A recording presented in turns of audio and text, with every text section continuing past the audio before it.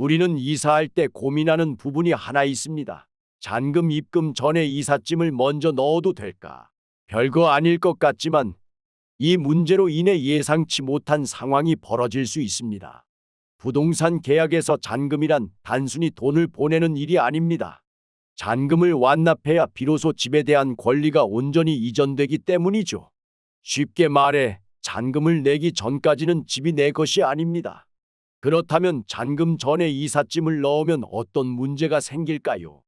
이사 전 꼭 확인해야 할 것들. 먼저 안전한 이사 순서를 기억하세요. 첫째, 기존 집의 보증금 반환 시간을 확인해야 합니다. 보증금이 늦게 들어오면 이사 갈 집의 잔금도 늦어질 수밖에 없습니다. 둘째, 이사 갈 집의 잔금을 지급하기 전에 기존 세입자의 퇴거 여부를 확인하세요. 간혹 기존 세입자가 완전히 이사를 끝내지 않은 상태에서 계약을 마무리하는 경우가 있습니다. 이런 경우 짐을 넣을 공간조차 확보되지 않을 수도 있습니다.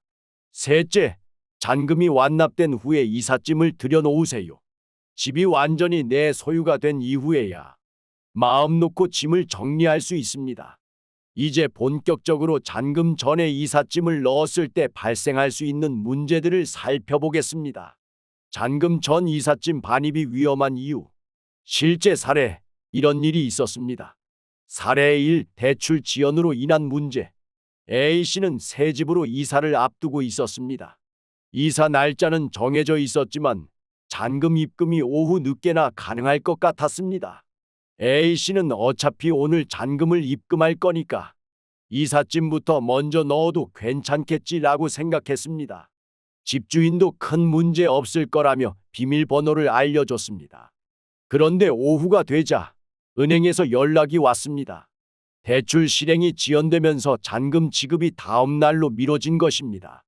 A씨는 집주인에게 내일 아침에 바로 입금하겠다고 했지만 집주인은 계약 위반이라며 강하게 항의했습니다. 잔금도 안 냈는데 이미 집에 들어가 버렸으니 이거 불법 점유 아닌가요? 결국 다음 날 아침 잔금을 입금하면서 사태는 해결됐지만 만약 은행 업무가 더 지연됐다면 강제 퇴거까지 당할 수도 있는 위험한 상황이었습니다. 사례 2, 기존 집 보증금이 늦게 반환되면서 생긴 문제. B씨는 기존에 살던 집에서 보증금을 받아야 새 집의 잔금을 지급할 수 있는 상황이었습니다. 이사 날짜는 다가왔고 새 집에 이삿짐을 넣으려 했지만 기존 집의 보증금 반환이 지연되었습니다. 집주인에게 보증금을 받는 대로 바로 잔금을 입금하겠다고 설명했고 집주인은 어차피 곧 들어올 돈이니 괜찮다며 열쇠를 건넸습니다.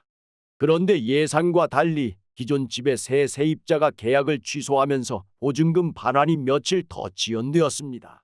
B씨는 집주인에게 며칠만 기다려 달라고 했지만 집주인은 돌연 태도를 바꾸며 잔금을 내지 않으면 계약을 취소하겠다고 했습니다. 결국 B씨는 급하게 돈을 마련해야 했고 추가 대출까지 받아야 하는 상황이 되었습니다. 새로운 집에서 기분 좋게 이사를 시작할 생각이었지만 잔금 문제로 인해 스트레스만 쌓이게 되었습니다. 이처럼 잔금 전 이삿짐 반입은 작은 실수 하나가 큰 문제로 이어질 수 있습니다. 그렇다면 안전하게 이사하는 방법은?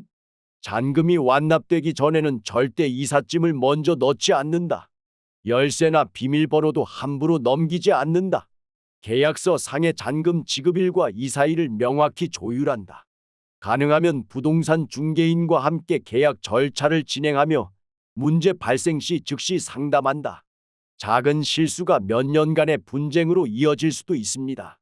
꼭 순서를 지켜 안전한 이사를 진행하세요.